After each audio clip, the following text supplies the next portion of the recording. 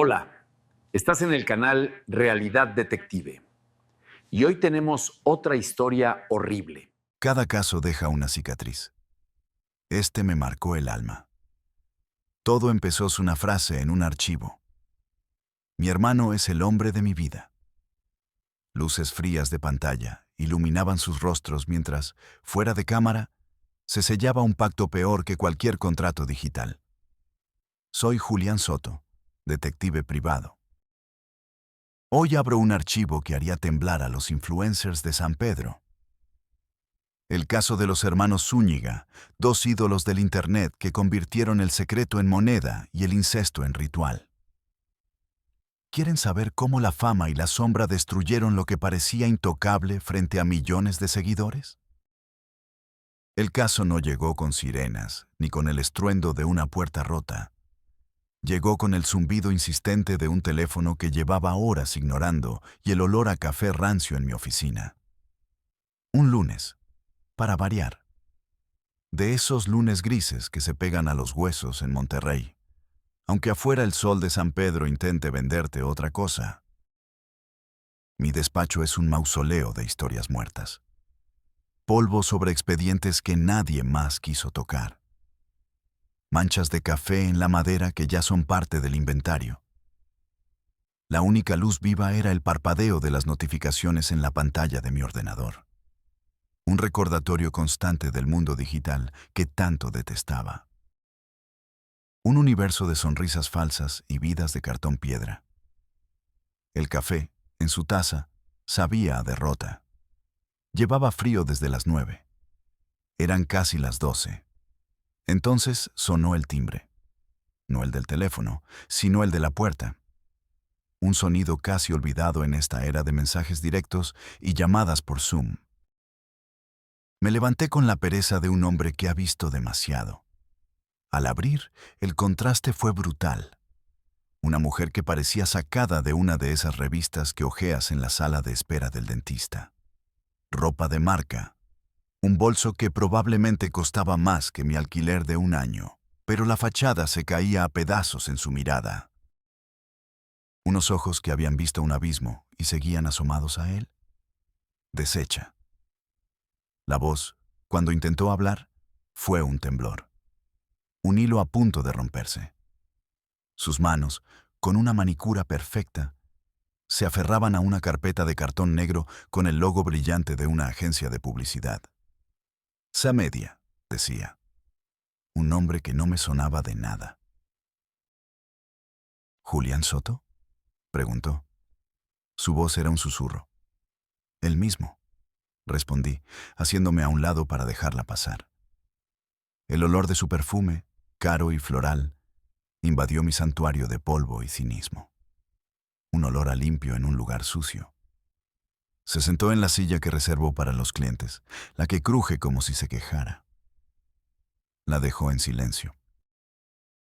No sabía por dónde empezar. Yo tampoco tenía prisa. La desesperación tiene su propio ritmo. Necesito... Empezó y se detuvo. Tragó saliva. Necesito que investigue algo, pero tiene que ser discreto. Nadie puede saberlo. Clásico.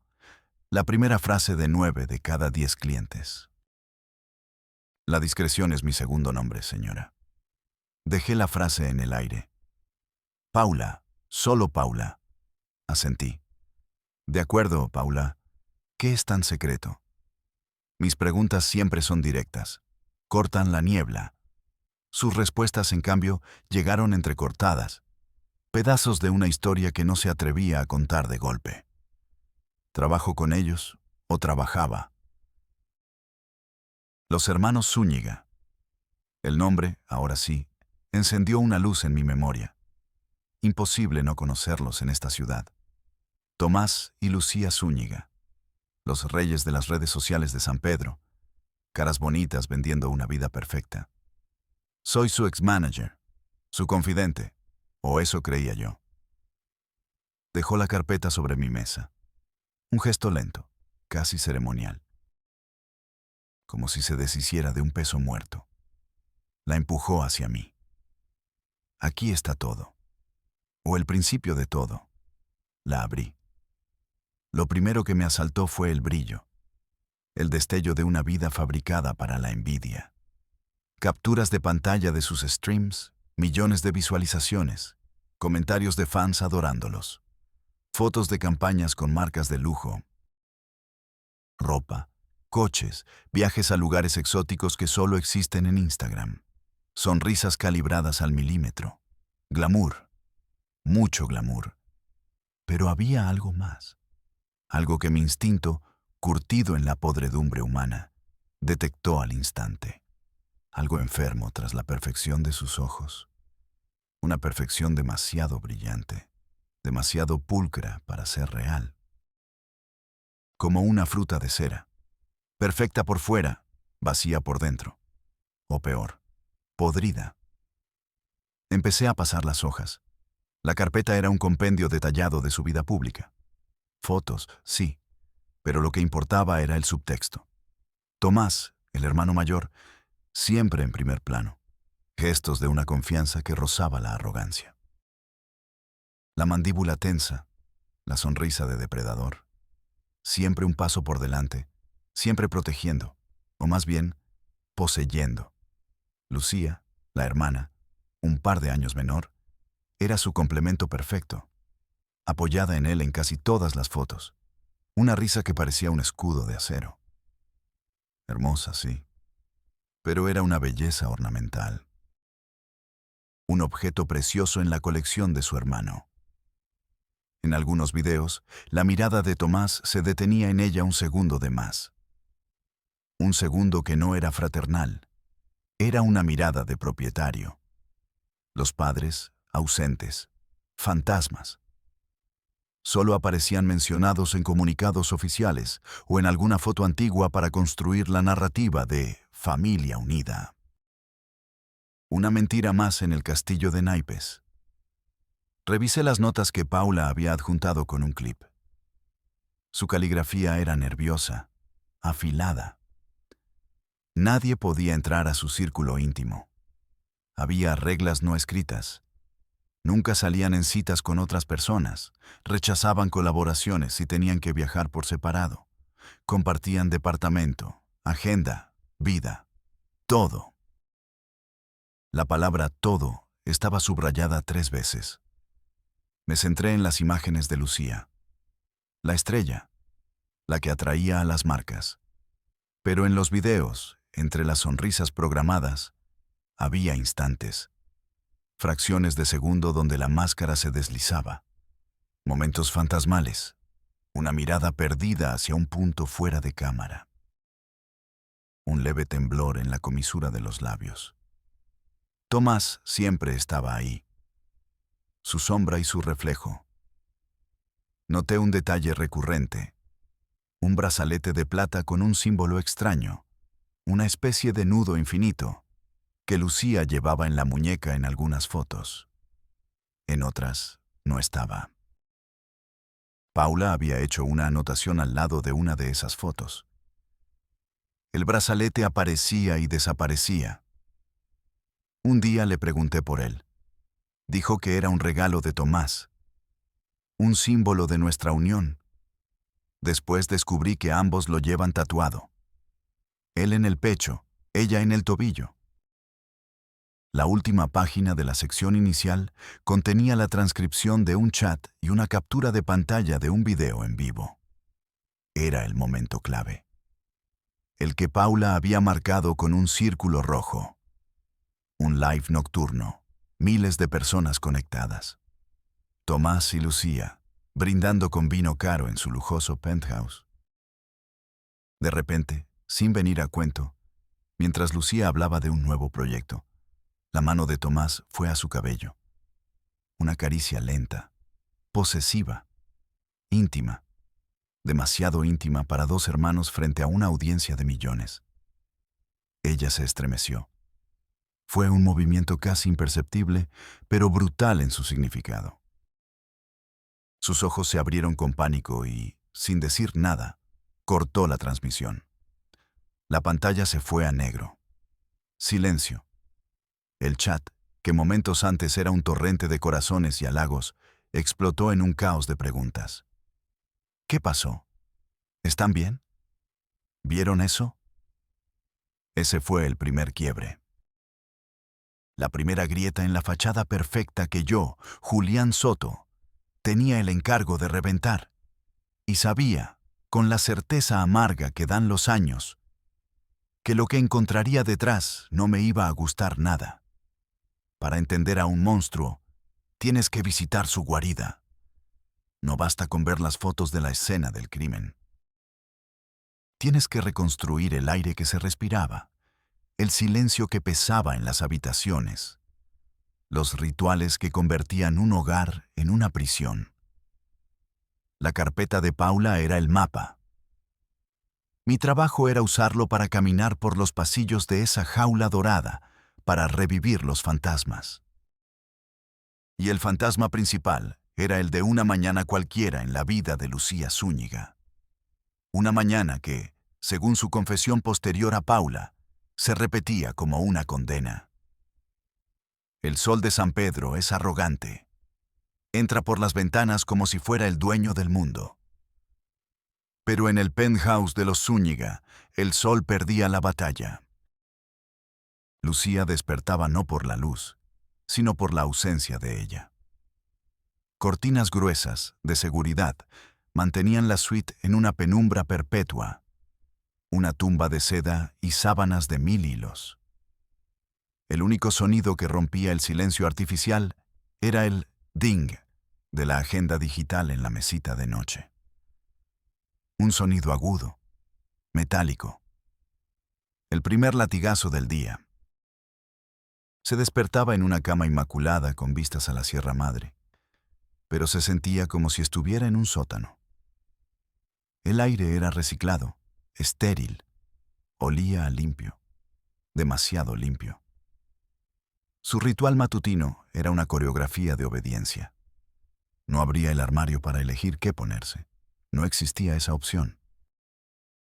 Sobre una butaca de diseño, perfectamente doblada, ya estaba la ropa del día. Elegida por Tomás. Siempre. Hoy tenemos sesión con la marca de relojes. Ponte el vestido negro. Proyecta sobriedad. O, hoy, Stream Casual. Usa los jeans rotos y la camiseta blanca. Proyecta cercanía. Él no solo era su hermano o su manager.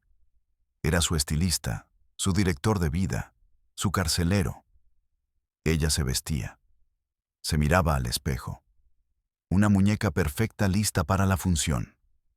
Se aplicaba un perfume caro, uno que costaba una fortuna el frasco, pero para ella, ese aroma se había mezclado con otro. El olor a control, a falta de aire. A veces, en el silencio del baño de mármol, intentaba recordar. Recordar una vida antes de los streams, antes de los millones de seguidores. Días en los que podía caminar por la plaza de San Pedro sin que un teléfono le apuntara a la cara. Días en los que su hermano era solo su hermano. Pero los recuerdos eran nebulosos, borrosos, como fotos antiguas descoloridas por el sol. La fama había llegado tan pronto, tan avasalladora, que había quemado todo lo anterior. Había reescrito su historia. Su única realidad tangible era ese apartamento, esas cámaras, esa agenda. Y su hijo, su pequeño, el secreto mejor guardado del penthouse. Mientras se maquillaba, pensaba en él. Dormía en una habitación al fondo del pasillo, cuidado por una niñera de confianza que cobraba el triple por su silencio. Sentía un amor feroz por ese niño, un ancla en medio de la locura. Pero ese amor venía envenenado por el miedo, un miedo constante por su futuro. ¿Qué clase de vida le esperaba? Creciendo a la sombra de una mentira tan monstruosa. La atmósfera del lugar era asfixiante. El murmullo constante de las redes sociales era el ruido de fondo de su vida. El sonido de miles de fans que la adoraban, pero que en realidad eran los barrotes invisibles de su celda. En el salón, Un televisor de 80 pulgadas siempre estaba encendido en un canal de noticias internacionales, sin volumen. Un recordatorio mudo de que existía un mundo ahí fuera, un mundo que a ella le estaba vedado. Veía imágenes de guerras, de política, de vida real, pero se sentían tan lejanas como una película de ciencia ficción. Sus pensamientos se perdían a veces. Fantaseaba con cosas simples: ir al supermercado, tomar un café en una terraza, sentir la lluvia en la cara. Pequeñas libertades que para ella eran un lujo inalcanzable, un sueño prohibido. La carpeta de Paula contenía transcripciones de varios streams, pero había uno que era el epicentro del terremoto. El ritual del pecado, como yo lo llamé en mis notas. La noche en que la máscara no se deslizó, sino que se rompió en 1000 pedazos frente a una audiencia en vivo. Reconstruí la escena en mi mente, usando los logs del chat y los apuntes de Paula. La mesa larga y pulcra frente a la cámara. Copas de vino brillando bajo las luces LED. Una puesta en escena impecable, como siempre. Tomás, con una copa en la mano, inició la transmisión con una sonrisa que no le llegaba a los ojos. Lucía estaba a su lado, rígida. Fuera del encuadre de la cámara, en una silla alta, estaba su hijo, jugando en silencio con un coche de madera. El público no lo veía. Era parte del atrezo invisible. Tomás levantó su copa. Un brindis, dijo a la cámara, a sus millones de seguidores. Por nuestra alianza, una alianza eterna, y por el futuro que estamos construyendo. Una familia secreta que pronto verá la luz. El chat se llenó de emoticonos de corazones y preguntas curiosas. Lucía palideció. Miró a Tomás, una súplica silenciosa en sus ojos. Él la ignoró. Continuó su monólogo mesiánico. Ustedes ven la fama, el éxito, pero no entienden el sacrificio. El nuestro es un vínculo que va más allá de la sangre. Es un pacto. Y entonces soltó la bomba. Miró hacia el niño fuera de cámara y sonrió. Él, dijo, señalando vagamente en su dirección, es el verdadero legado de los Zúñiga. La prueba de nuestra unión. La pureza de nuestra línea. El delirio era total. Hablaba del incesto no como un tabú, sino como un signo de lealtad superior. Una especie de ritual necesario para mantenerse en la cima, incontaminados por el mundo exterior. Un mundo real que ellos habían olvidado, o peor aún, despreciado. Mientras Tomás hablaba, la cámara interna de la mente de Lucía grababa otra película. Sentía la vergüenza como un ácido quemándole el estómago. El miedo a que alguien atara los cabos, a que la palabra incesto apareciera en el chat. La culpa por la mentira que era su vida entera. Miraba a su hijo, a esa carita inocente, y veía los ojos de Tomás. Veía a su hermano. El horror y la rabia la ahogaban. Recordó la primera vez que se había revelado. Hacía meses. Durante otro stream, harta de sus insinuaciones, simplemente se levantó y apagó la cámara. El castigo había sido brutal. No físico. Peor. Silencio. Tomás no le dirigió la palabra durante una semana. Le confiscó el teléfono. La aisló por completo. Y al final, cuando ella ya no pudo más, le dijo con una frialdad que helaba la sangre: tu único deber es sonreír y callar. Entiéndelo. Eres parte de algo más grande. La llegada de un testigo a un infierno siempre es un punto de inflexión. Y esa testigo fue Paula.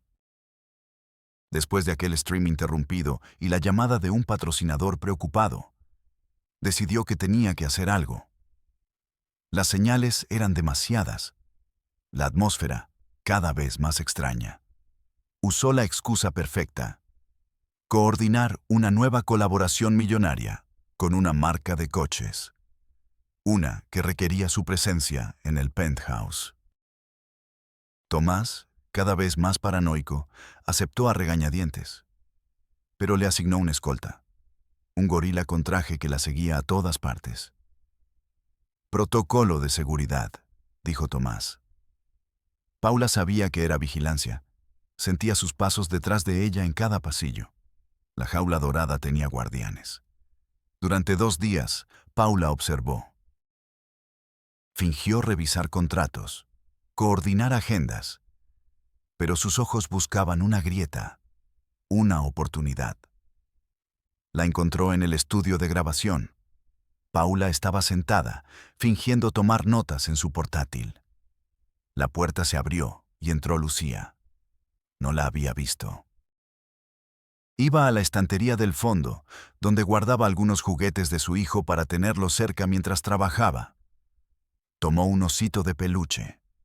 Al darse la vuelta, sus miradas se cruzaron. Fue un segundo. Un silencio cargado de electricidad. No hubo palabras. Pero en los ojos de Lucía, Paula no vio a la influencer millonaria. Vio a una prisionera. Vio una súplica desesperada. Esa misma tarde, la encontró de nuevo, esta vez en la cocina. Estaba sola. Paula sabía que era su única oportunidad. El guardaespaldas estaba en la otra punta del apartamento, vigilando la entrada principal. Se acercó con cautela. No podía preguntar directamente. Una palabra equivocada y la puerta se cerraría para siempre. Decidió seguir su instinto. Empezó a hablar de su propia vida, de planes para el fin de semana, de la simple libertad de decidir qué hacer. Y entonces, con una voz casual, casi como un murmullo, le lanzó la pregunta. La pregunta que lo cambiaría todo. La que estaba en sus notas, la que me leyó en mi oficina con la voz rota. Lucía, solo por curiosidad, ¿recuerdas la última vez que fuiste libre? Lucía se quedó quieta. Su mirada se perdió en la ventana, en la ciudad que se extendía a sus pies como un premio que no podía tocar. Y entonces, en un susurro apenas audible, roto, respondió. Cuando tenía 12 años. En ese instante, Paula vio cómo una lágrima solitaria rodaba por la mejilla perfectamente maquillada de Lucía. Y supo que tenía razón. Era la prueba. No una prueba para un juez, no todavía, pero sí para ella. La prueba irrefutable de que vivía dentro de una pesadilla. Un susurro puede ser más poderoso que un grito. Él, cuando tenía 12 años de Lucía, fue la cerilla que encendió la pólvora. Para Paula, fue una confirmación. Para Lucía, fue la primera palabra de una frase que llevaba media vida ahogando. Esa pequeña grieta de honestidad se convirtió en una fractura. Y por esa fractura se coló la desesperación, pero también una extraña forma de esperanza. La esperanza de que el final era posible. El catalizador, el punto de no retorno, no fue una conversación. Fue un acto de rebelión pura y suicida. 2 días después de su susurro en la cocina, Lucía intentó escapar. No fue un plan elaborado. Fue un impulso visceral. Llevaba meses observando. Había un guardia de seguridad nuevo en el turno de noche. Un chico joven que parecía más interesado en su teléfono que en vigilar las puertas del paraíso. Lucía había ahorrado dinero en efectivo. Billetes que le daban las marcas para pequeños gastos y que ella escondía como un tesoro de guerra. Esa noche, lo sobornó.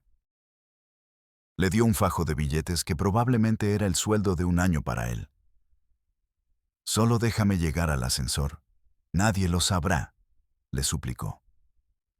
El chico, con los ojos abiertos por la codicia y el miedo, asintió. Corrió, descalza sobre el mármol frío del pasillo. El corazón martillándole en el pecho. Un tambor de pánico y libertad. Llegó al ascensor de servicio. Apretó el botón del lobby. Las puertas se cerraron. Por un instante glorioso, creyó haberlo logrado. El descenso fue el viaje más corto y más largo de su vida. Pero la jaula tenía más barrotes de los que creía. Cuando las puertas se abrieron en el lobby, no la esperaba la calle. La esperaba la seguridad privada del edificio. Y detrás de ellos, la figura de Tomás. No parecía sorprendido, solo decepcionado, como un rey que descubre una traición menor en su corte. La reacción de Tomás fue lo que la rompió del todo. No hubo gritos, no hubo violencia física. Hubo algo peor, una furia fría, calculadora. La tomó del brazo con una firmeza que era una sentencia. La llevó de vuelta al ascensor. En el silencio del trayecto, le dijo una sola cosa.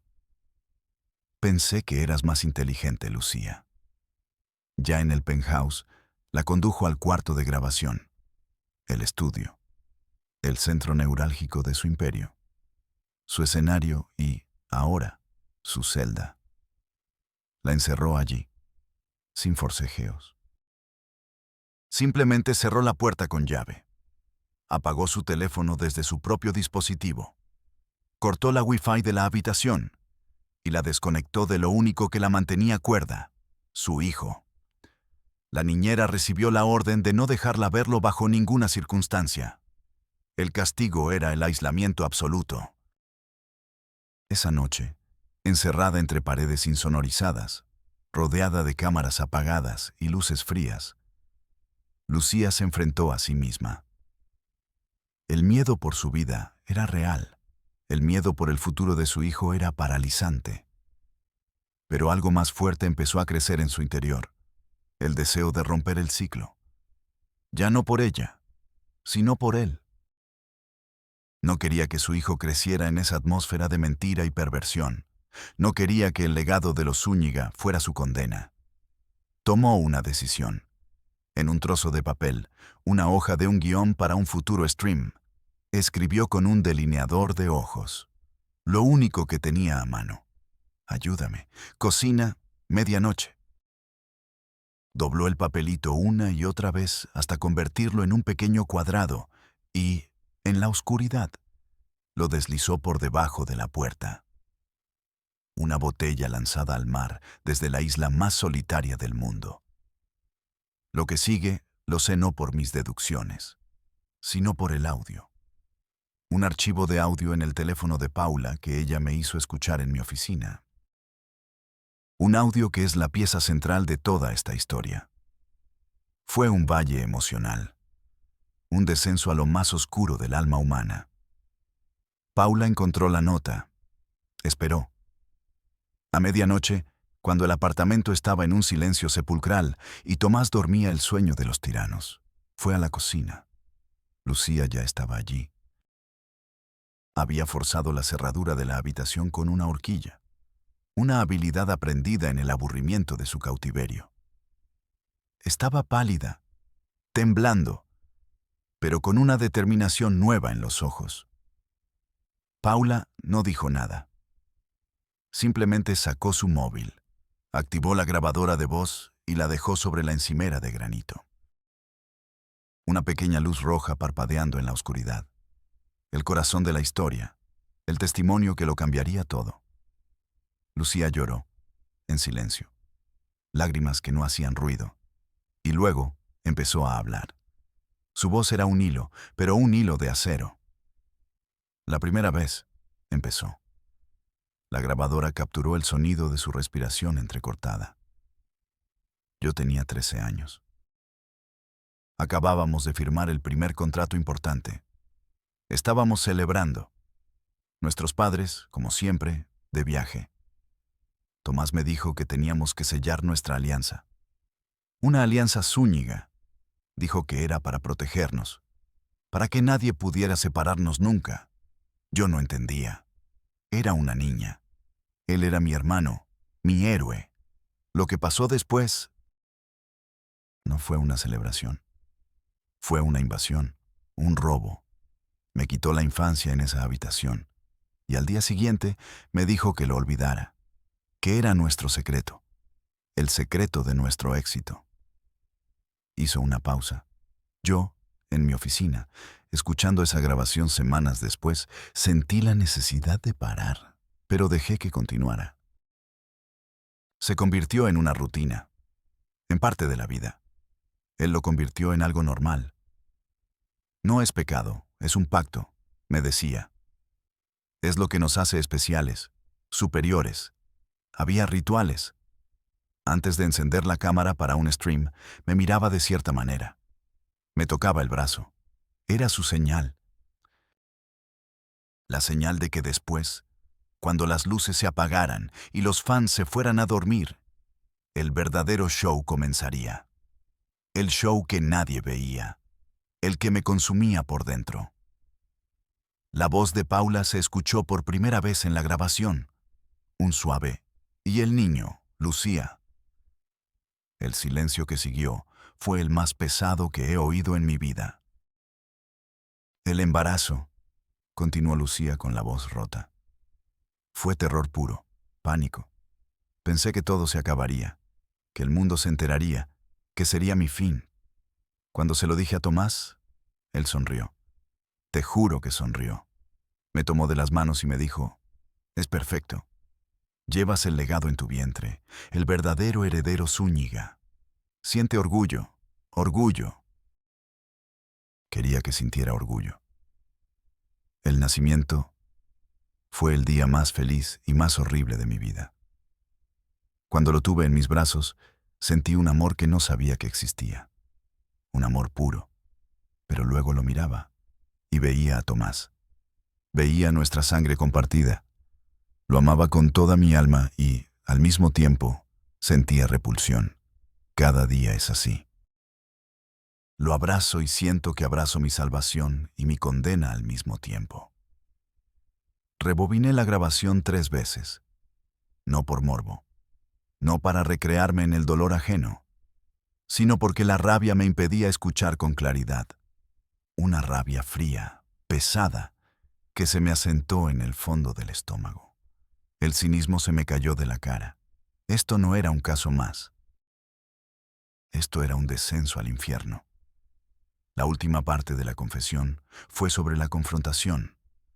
Con esa grabación en su poder, Paula ya no era una empleada asustada. Era un arma. Al día siguiente, se enfrentó a Tomás. No en la cocina, no en secreto, en su santuario, en el estudio de grabación. Él estaba revisando unas métricas en la pantalla gigante. El rey en su trono digital. Paula entró. Él la miró con fastidio. ¿Qué quieres, Paula? Estoy ocupado. Ella no dijo una palabra. Sacó su móvil, se acercó a los altavoces del sistema de sonido del estudio y le dio al play. La voz de Lucía, rota y fantasmal, llenó la habitación. La primera vez, yo tenía 13 años. La cara de Tomás cambió. Pasó de la arrogancia al desconcierto, y de ahí a una máscara de furia helada. Pero no negó nada. Cuando el audio terminó, el silencio fue atronador. Tomás se levantó lentamente y sonrió, una sonrisa torcida, llena de desprecio. Realmente no entiendes nada, ¿verdad? Dijo con una calma aterradora. No entiendes lo que significa construir una dinastía, el legado Zúñiga. Esto no es un juego de niños, Paula. Es la cima, y en la cima las reglas son diferentes. Se acercó a ella, invadiendo su espacio personal. Lo que tienes es envidia. Eres débil. Quieres destruir algo que nunca podrías construir. El precio de la fama verdadera es algo que tú jamás comprenderás. Paula retrocedió, sosteniendo el teléfono como si fuera un escudo. La mirada de Tomás se le heló. Se inclinó hacia ella y le susurró. Cometiste el peor error de tu vida, Paula. Ella me confesó, en mi oficina, que en ese momento pensó que no saldría viva de esa habitación. cómo escapó de la casa de la fama y el horror, cómo escapó Paula de la habitación del pánico, no con fuerza, sino con astucia, el arma de los débiles y los inteligentes. Ante la sonrisa depredadora de Tomás, ante su susurro venenoso, Paula no gritó. No corrió. Se quedó quieta y le devolvió la mirada. «Llegas tarde, Tomás», dijo, y su voz, a diferencia de la de Lucía, no tembló. Era fría, metálica.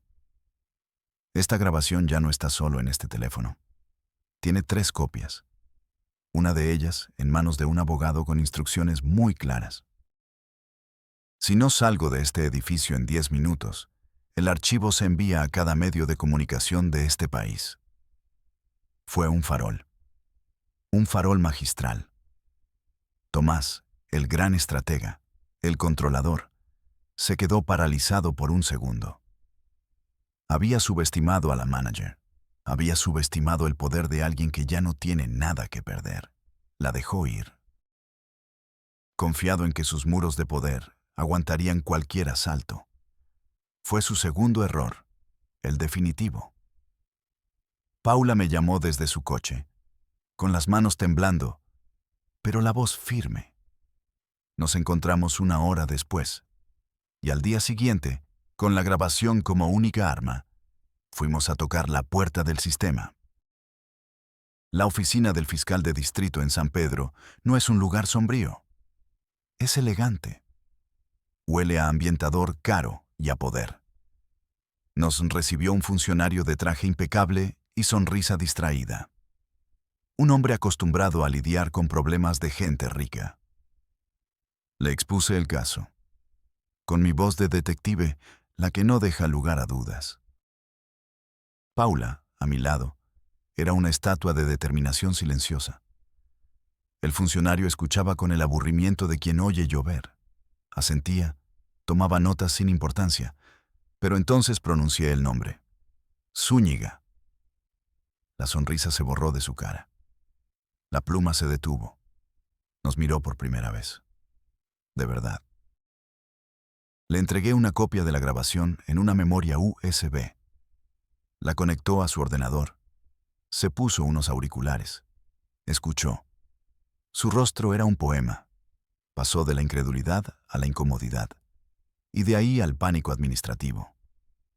Cuando terminó, se quitó los auriculares lentamente.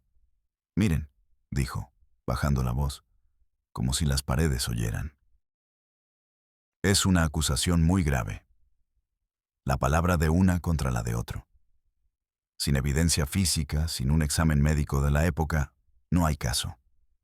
Además, esto es un asunto de vida privada. Y entonces soltó la frase que resume cómo funciona el mundo. Los Zúñigas son demasiado influyentes. Salimos de allí con el sabor a ceniza en la boca. A mí no me sorprendió. La justicia no es ciega, solo mira para otro lado cuando el cheque es lo bastante grande. Mi indignación era una brasa vieja, acostumbrada a arder en silencio. El dinero y la fama no solo compran lujos, compran silencio, compran impunidad, construyen muros más altos que cualquier rascacielos. Y San Pedro era una fortaleza de esos muros. El plan B era la prensa. Pero no podíamos ir a los grandes conglomerados. Estaban en la nómina de los Zúñiga a través de contratos de publicidad. Acudí a un contacto mío, un periodista freelance, de esos que viven en el fango, hambriento de una historia que los saque de la miseria. Le di la primicia. Sin nombres al principio. El oscuro secreto de 2 influencers de élite. El artículo, publicado en un blog de nicho, fue una pequeña chispa. Pero en el ecosistema digital, una chispa basta. Alguien conectó los puntos, y el infierno se desató. Zúñiga se convirtió en trending topic. Los titulares virales se replicaban por miles. El vídeo de la transmisión interrumpida, el de la caricia, resurgió, ahora visto con otros ojos. La reacción de los fans fue un huracán. Unos los defendían con una lealtad ciega, acusando a Paula de envidiosa. Otros, la mayoría, se sintieron traicionados, asqueados. La cloaca de las redes sociales se abrió de par en par. Y entonces empezaron las llamadas. Amenazas anónimas en mi teléfono. Coches sospechosos aparcados frente a mi oficina. El sistema estaba devolviendo el golpe. Fue entonces cuando lo entendí del todo. No era solo la policía o un par de funcionarios. Era toda la red de poder de San Pedro. Los influencers que callaban por miedo a perder contratos. Los empresarios que les debían favores. La seguridad privada que controlaba las calles. Todos estaban comprados o intimidados. Estábamos luchando solos contra una ciudad entera. Si el fuego local no era suficiente, había que provocar un incendio forestal. Filtramos todo. La grabación completa, las notas de Paula, mi informe. Pero esta vez no a un bloguero local. Se lo enviamos a un medio de investigación internacional con sede en Nueva York. Uno que no le debía nada a nadie en San Pedro. El artículo explotó. Ya no era un chisme de redes sociales, era una noticia global. El trueno retumbó entre las pantallas de todo el mundo. Y esta vez, los muros no aguantaron. Las marcas, preocupadas por su imagen en mercados internacionales, empezaron a cancelar los contratos. Uno tras otro. El imperio Zúñiga, construido sobre likes y patrocinios, se desmoronaba en tiempo real. Los fans que antes dudaban, ahora protestaban. Pequeños grupos se congregaban frente al edificio del penthouse, con pancartas que decían «Justicia para Lucía». Paula vio el arresto de Tomás en las noticias, desde la seguridad de un apartamento que le conseguí al otro lado de la ciudad. Vio cómo los agentes, los mismos que semanas antes no querían actuar, lo sacaban esposado de su torre de marfil. No hubo arrogancia en su rostro, solo una incredulidad vacía. El rey destronado, parpadeando bajo los flashes de las cámaras que tanto amaba, ahora convertidas en sus verdugos. El juicio fue un circo mediático. Pero en medio de ese circo, hubo un momento de silencio absoluto. Cuando Lucía subió al estrado, ya no llevaba ropa de diseñador ni maquillaje de portada. Parecía una chica normal, frágil, pero no rota. El fiscal le hizo la pregunta. Ella no miró al fiscal. Miró directamente a Tomás, sentado en el banquillo de los acusados.